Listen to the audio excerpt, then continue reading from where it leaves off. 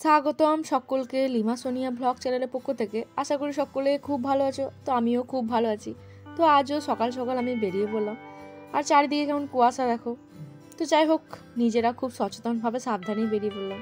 সঙ্গে ছিল মা, কাকিমা। তো কাকিমা বললো, দাঁড়াও আমি চশমাটা পরি, তারপর তুমি ক্যামেরাটা করো। তাও আমি ক্যাপচার করলাম। বেচারি কাকিমা এদিকে চশমাটা খুঁজেই পাচ্ছে না, আর আমি এদিকে ক্যাপচার করছি। তো আজকের ব্লগটা একদম ফাঁকি ভাজি ব্লগ হয়ে গেছে।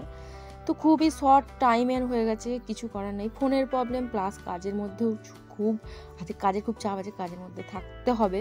তো সেই কারণে আমাকে টাইম আমার খুব একটা পেরে উঠতে পারেনি। তো এনারা খুব খুশি, বাবা হাই করছে কেমন দিয়ে। তারপর হচ্ছে গিয়ে আমার লিমা সোনিয়া ব্লগটা যারা নতুন তারা অবশ্যই সাবস্ক্রাইব করে দিও, আর যারা চ্যানেলে অবশ্যই সাবস্ক্রাইব হয়ে আছো তাদেরকে অসংখ্য ধন্যবাদ, অসংখ্য ধন্যবাদ। তারা সুস্থ থেকো, ভালো থেকো, সকলেই সুস্থ থেকো, ভালো থেকো।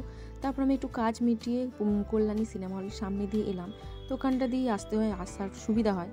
তো এখানে চলছে প্রধান সিনেমাটা। তো আমি লাস্ট কবে এসেছিলাম বোধহয় সেই 2 পড়তাম ক্লাস, তখন মায়েদের সঙ্গে এসেছিলাম। তো কী সিনেমা দেখেছি আমার নিজেরও খেয়াল নেই, তো ঘুমিয়েই কাটিয়ে দিয়েছি। তো এরকম মজার দিন কাদের আছে একটু কমেন্ট করে জানিও।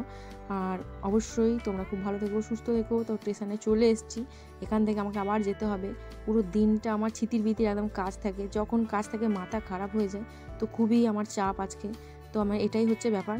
তো পুরোটা আমি ক্যাপচার করতে পারিনি, মানে হয়নি, টাইম হয়নি, সময়ও পাওয়া যায়নি। তারপর ফোনটাও ব্যাগরা মারছে। তো খুবই কষ্টকর ব্যাপার, দুঃখজনক ব্যাপার। তো দেখা হচ্ছে পরের ব্লগে। আজকের মতো টাটা।